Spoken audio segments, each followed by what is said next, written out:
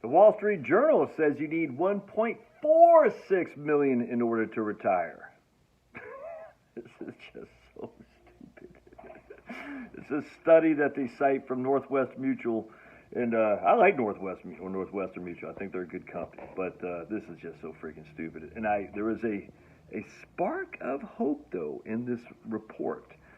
Teresa Ghilarducci, who I'm sure she's a nice woman. I find her to be so negative on retirement. I don't know why she's in all these articles.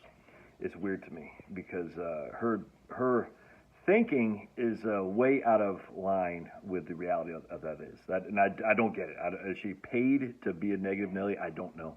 It's the weirdest thing, man. And she's with the new school. We know those are a bunch of pinkies, watermelons, if you know what I'm saying. Watermelons are green on the outside, dark red on the inside. And I'm not saying she's that person. I don't know. But let's just put it this way. If it comes from the new school, you can think it's going to be far left tripe. Anyway, but even she said that people are way overestimating how much they need to retire. I said, ooh, there's a spark. That's all we need is a spark. Maybe if Teresa Gil, whatever her name is seeing the truth, maybe, just maybe, the truth is getting out there. Anyway, so Northwestern Mutual, they surveyed over 5,000 people, and they said on average they need 1.46 million to retire. Not baby boomers, Generation X. I don't even know what generation I am. Millennials, that's what it's. Millennials, they say they need 1.6 million. So stupid, man. I'm just sitting there thinking, well, then no one's going to ever retire then, if that's how much we need. Oh, that's up 200,000 from what it was last year, by the way. Last year, the average person said they need 1.27 million, and now it's up to 1.46.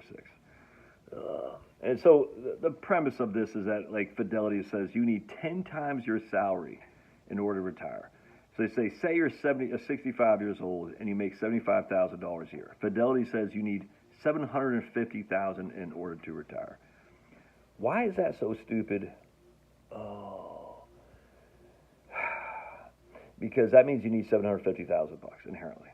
Very, very few people have $750,000. Very, very few people. All right.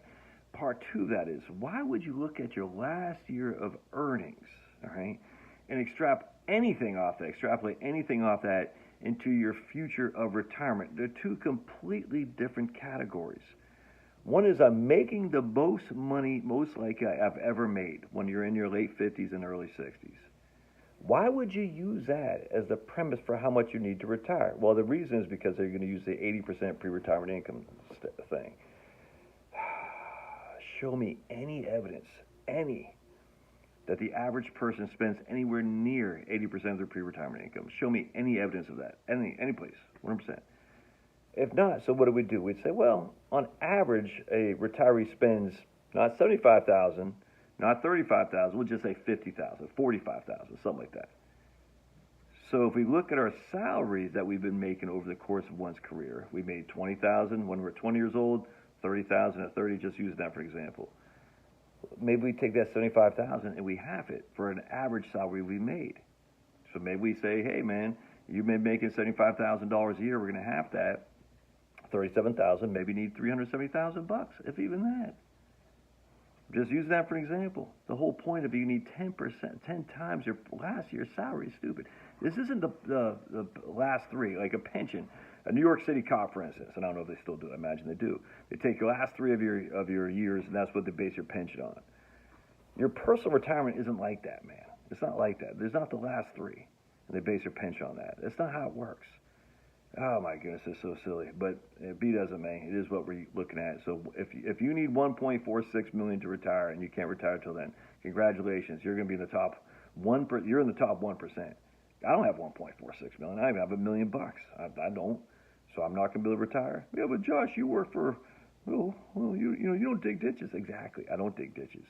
So you can tell me a guy's digging ditches needs 1.46 million to retire. Why would he need that much money? Why? Why is he going to spend that kind of money in retirement? Why? The reason he spends that kind of money now is because working it costs a lot of money to work. It does. In fact, I was just reading, I didn't do a video on it, but ditch your commute and save $40,000 a year is what this article said. And I can't remember exactly the specifics, but I don't know. That seems high to me, but still, let's just say ditch your commute and save $20,000 a year on maintenance on your car, gas, eating out, have to freaking put your stupid, outfits on, all that stuff. Don't call it an outfit. Who says, don't call it an outfit? Who sings that song? You want to grow up and paint houses like me, put a trailer in my yard till you're 43. Who sings that song? Put it in the show notes. All right. All silliness, but I need 10 times my last year's salary. And with my last year's salary, it's like, man, I'm living large right now. Living large. Yeah, you need 10 times that. Well, if my last year's salary is like the worst salary I've ever had because they don't like old folks at the plant. Like, yeah, they're pops. We don't like you, so we're not gonna give you any overtime. So instead of making $40 an hour, you're only making $20 an hour. What if that? I mean, these rules of thumb are just so stupid. But the spark, there's a spark. Teresa Gilorducci is starting to get it. Next thing you know, Centers for Retirement Research at Boston College will say our National Retirement Risk Index is actually quite fun now. A lot of people have the ability to retire. And they say, well, what's the change? Well, the change is we weren't using reality. We want to be reality-based. That's the change. All right, love your thoughts. God bless.